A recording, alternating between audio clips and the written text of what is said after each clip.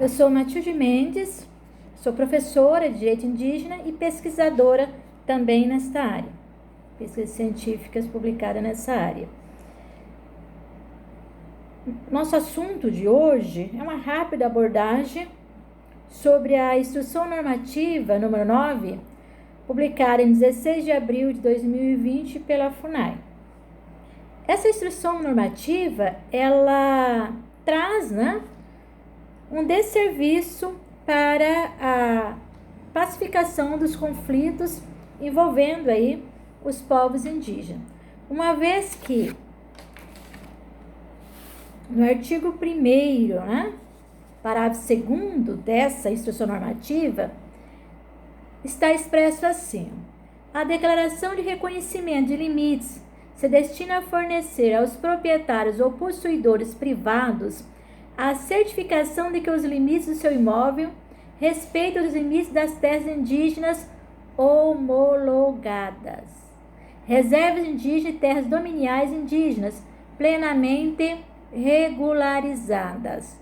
Isso quer dizer que os povos indígenas que não têm ainda as suas terras demarcadas e homologadas, esses povos estariam numa vulnerabilidade maior ainda, porque essas pessoas poderão, reconhecer como suas essas terras, fazer os instrumentais conforme dispõe a instrução normativa, apresentá-los e ter então, a sua posse e depois até a sua propriedade reconhecida sobre o direito, originário desses povos indígenas, criando aí mais um conflito com a nossa Constituição Federal.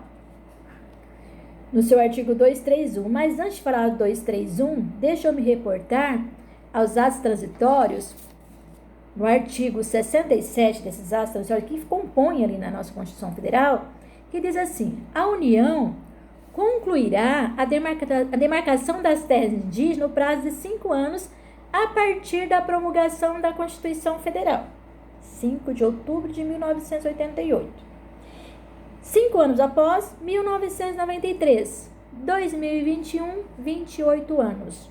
Então, em 28 anos, a FUNAI caberia fazer o levantamento dessas terras indígenas, demarcá-las, passar esse processo administrativo ao ministro da Justiça e o ministro da Justiça, então, averiguando isso, formalizar e o presidente da República, então, assinar o decreto homologatório dessas terras indígenas. Então, assim, são muitos anos de realmente descaso para com a demarcação dessas terras indígenas, e nós temos mais de 200 terras indígenas hoje ainda não demarcadas. Então, tem uma grande quantidade de terras indígenas não demarcadas. Temos povos indígenas que nem quer contato com o nome indígena, tem lá os seus motivos, reais motivos de não querer esse contato.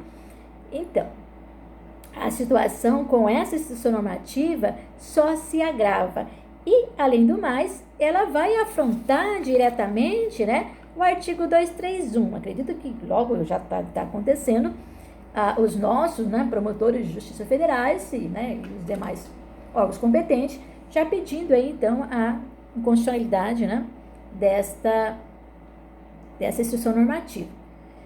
O artigo 231 da Constituição Federal, que é o capítulo 8 dos índios, diz assim: são reconhecidos aos índios sua organização social, costumes, línguas, crenças e tradições e os direitos originários sobre as terras que tradicionalmente ocupam, competindo à União demarcá-las, proteger e fazer respeitar todos os seus bens. Ressalto que as terras, onde moram os povos indígenas e as que eles tiram sua base de subsistência, são da União, por força do artigo 20, inciso 11 da Constituição Federal.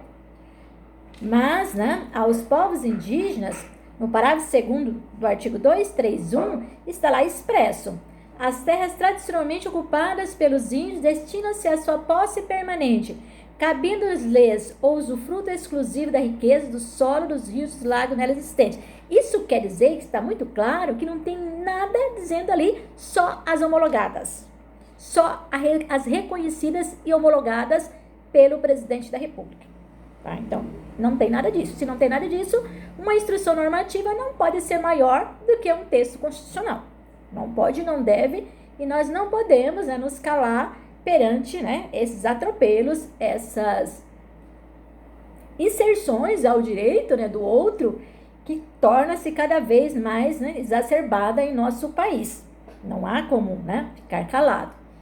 Ainda, né, se nós pegarmos ali o parágrafo 4º, né, ainda do artigo 231, diz assim: as terras que trata esse artigo são inalienáveis e indisponíveis, os direitos sobre elas imprescritíveis.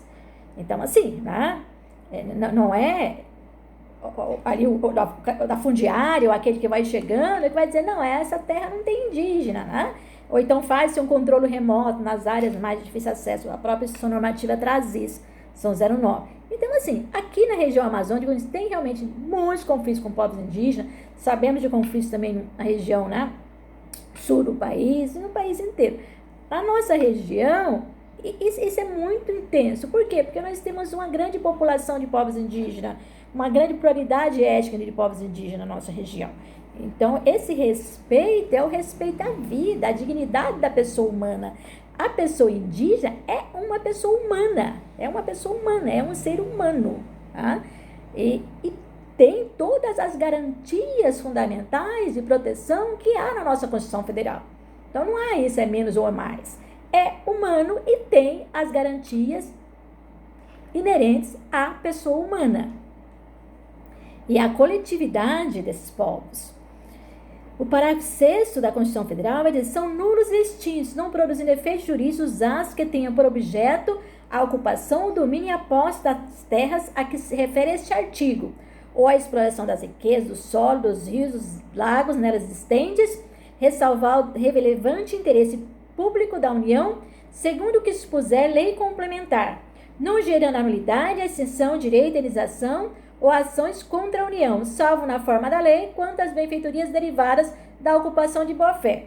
Resumindo, está se criando mais um problema futuro. Por quê? As terras são originárias.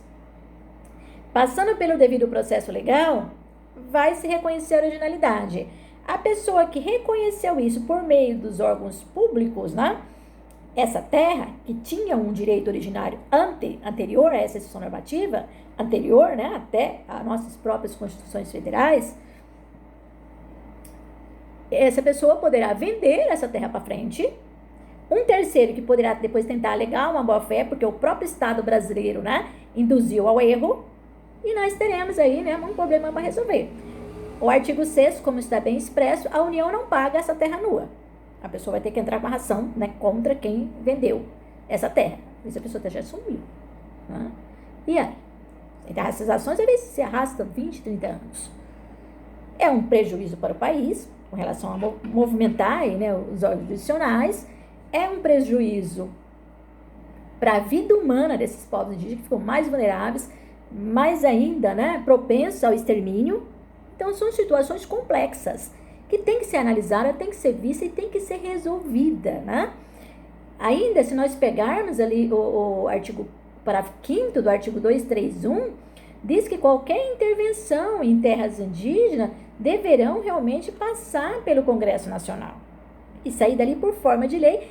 E a Convenção 69 da OIT, decreto 5.051 de 2000 promulgado em 2002, mas o decreto é de 5.051 de 2004, então passa a fazer parte do nosso ordenamento jurídico. Nós nos comprometemos como Estado brasileiro de cumpri-la na íntegra. Diz que qualquer ato, né, que envolva as terras indígenas, que envolva, né, aonde estão essas populações, a cultura, ou qualquer, né, inferência, deverão ser consultadas essas comunidades.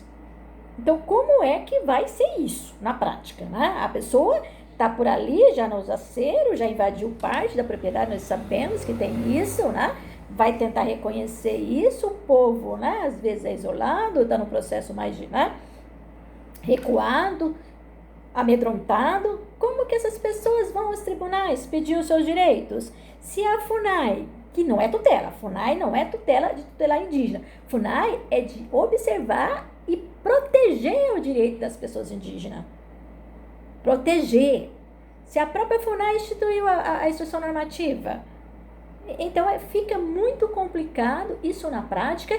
Isso gera realmente uma preocupação de extermínio mais intensificada ainda das comunidades indígenas. E que não sejamos nós, essa geração, que ter contribuído massivamente para o extermínio dos povos indígenas. Já não basta esses 520 anos de atropelo. A própria institucionalizar, né? Por meio de instruções normativas, a gente tem que parar e fazer uma reflexão mesmo, tá? Isso não está certo e é necessário um cuidado e um olhar para que esses tormentos, né, sejam excluídos do ordenamento jurídico.